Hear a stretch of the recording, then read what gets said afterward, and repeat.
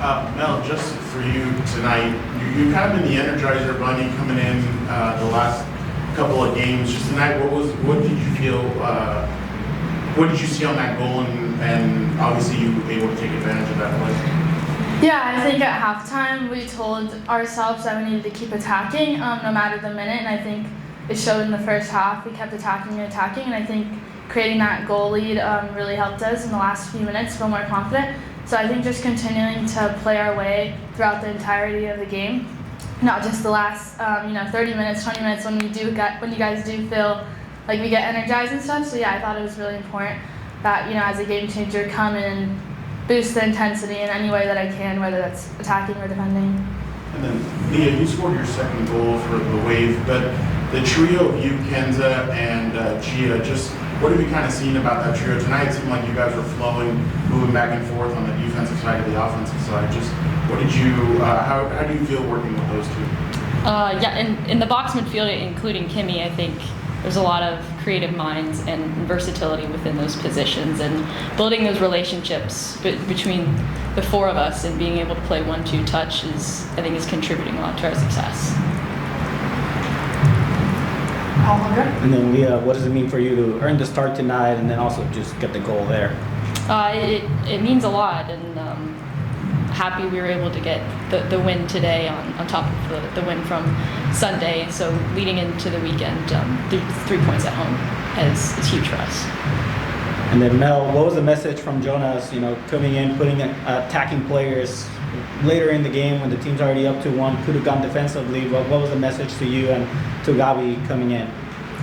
Yeah, I think it was just obviously defensively to stay focused and locked in, but I think continuing to push in the attack, and I think that showed with getting the third goal, and I think it just relieved some pressure off of us to secure the 3 points, and I think it made it easier for us to just continue to want to keep going, and I think we could have had 5 goals really tonight, but yeah, I think our play style definitely showed tonight in our attack. Jordan? Leah, you've made your debut, you've now been able to score. So how has that felt coming from your previous experience in the game to now being able to contribute on the field in the professional atmosphere? Yeah, it's been a really good transition from college to the pros here in San Diego, and credit to this staff, the players, the team.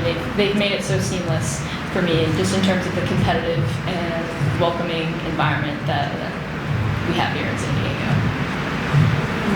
And then coming into this match and coming off of your last win, what does it mean, and Mel, you can answer this, being able to manage the tactics at the end of the game and close out?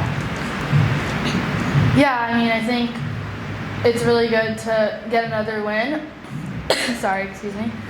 And I think, in the last minutes focusing, I think other times in past seasons, we struggled to maintain the win in maybe the last 10 minutes. So I think just continuing to stay disciplined in the last minutes, and I think that really just showed from us continuing to play and keeping our identity. And I think we could have gotten a few more other goals. And ultimately, I think it gave us confidence when we did get the third goal to continue.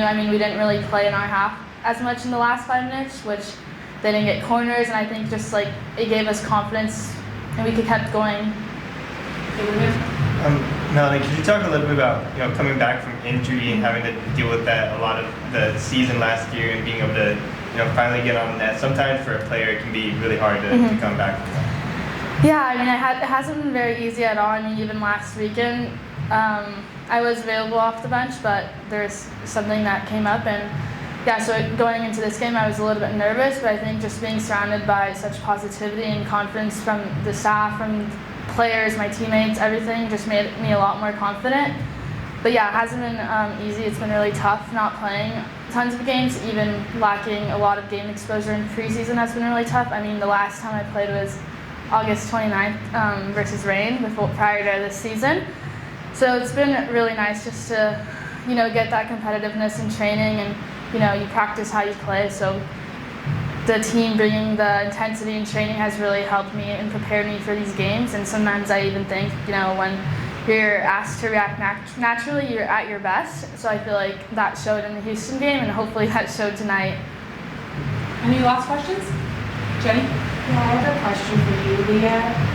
You did a great job offensively, but I also noticed that you had an extremely high work rate defensively. You were very physical against a lot of players that were a lot bigger than you.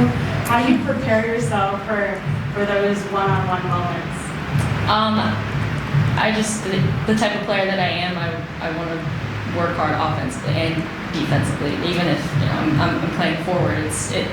It's important that everyone contributes to our press and our back press and everything we do defensively. And I just try to play a lot bigger than my size. I think I like to think I do that. Yeah.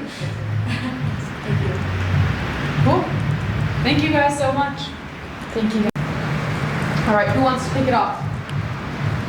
Alejandro? Jonas, can you start us off with just the team performance tonight and getting the win? I think it was very impressive, like with such a tight turnaround from us, going playing Sunday against Utah and only having 72 hours to recharge, refocus, setting a game plan against a strong opponent with Portland. I think that was incredible from us as a team. So, and then I think we definitely improved. Sort of, it was our best attacking game with our style of play so far in the season. We're much better connected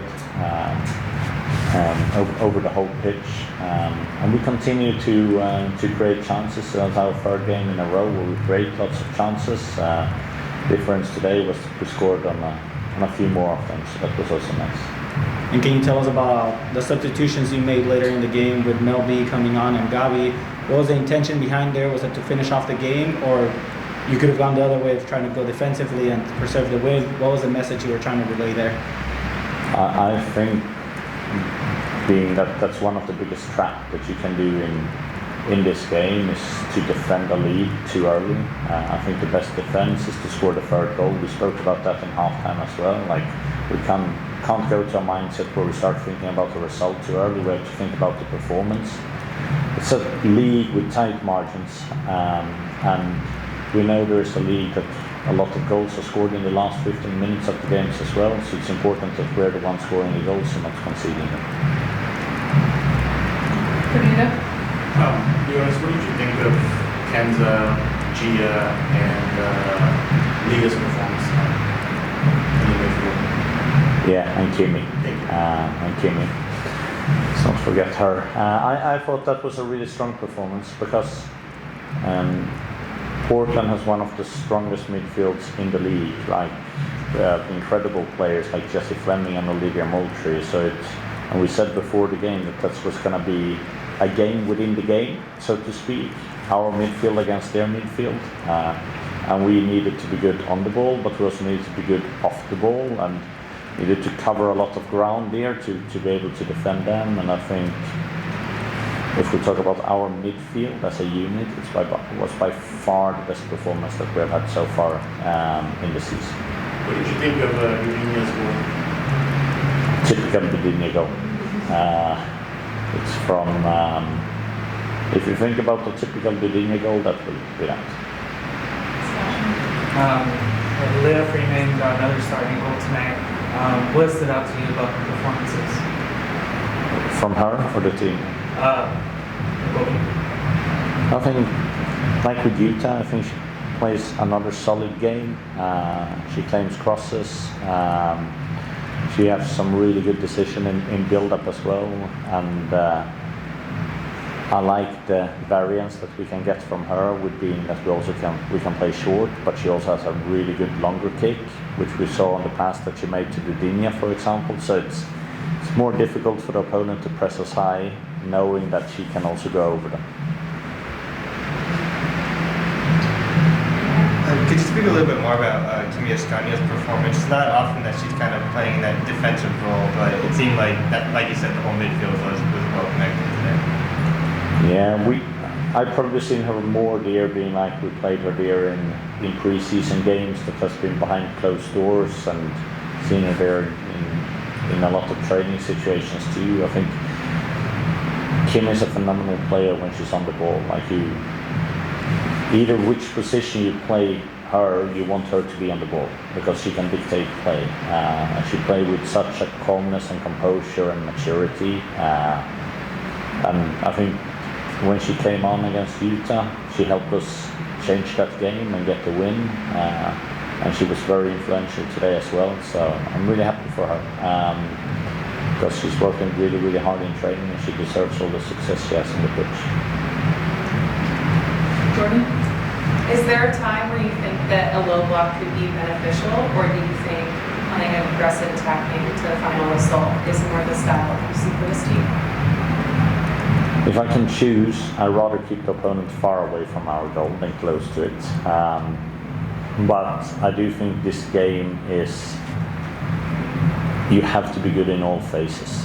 And every team is going to end up in a low block at times and in a mid block and high press, and you need to be able to control all of them. But if we can choose as a team where we would like to be, we like to be higher up on the pitch. That's our philosophy and that's our aim. When it comes to the internal competition, what are you looking for from your players when they're coming in as game changers? Obviously, we saw Godfrey over the weekend score a goal and Kimi Ascanio participating in the play as well. Is that kind of what you're looking for, making the impact in the game to earn a starting spot in the future? Yes and no, because I think like it's not only the players that starts that are important, and like a whole game, it's never going to be played with the same 11 players. So, and the game is not going to look the same in minute 1 as it does minute 85. So some players' profiles and roles will be better to come off from the bench sometimes. So sometimes it's about finding roles for players rather than trying to always think about like, what's the best starting 11? Yeah, that's of course important, but the finishing 11 is also really important. So we need to keep a balance of that. And most of the time, most coaches today use 5 subs. So the game is changing. So to perform a role really well coming from the bench, it's really important to win the game. Not only to be able to start the week after. Of course, it's good advertising for you and your abilities when you play well, right? It puts a good memory in the coach's brain when you try to think about how to select a team. But to be able to have players that perform a role from the bench is fundamental in order to play complete matches. Jenny, last one. Speaking of good performances being good advertising, now with Leah Freeman's 2 great performances these last 2 games, how does that change your selection for goalkeepers when Didi's healed and better? Nothing, because our selection for goalkeepers is the same as for outfield players. We select for 1 game. There's no one that is permanent for the next game because you've been selected to play 1 game. So we select the team 1 game at a time for the goalkeepers and for the forwards and for the fullbacks and for who else, okay? Great. Thank you guys. Have a good day.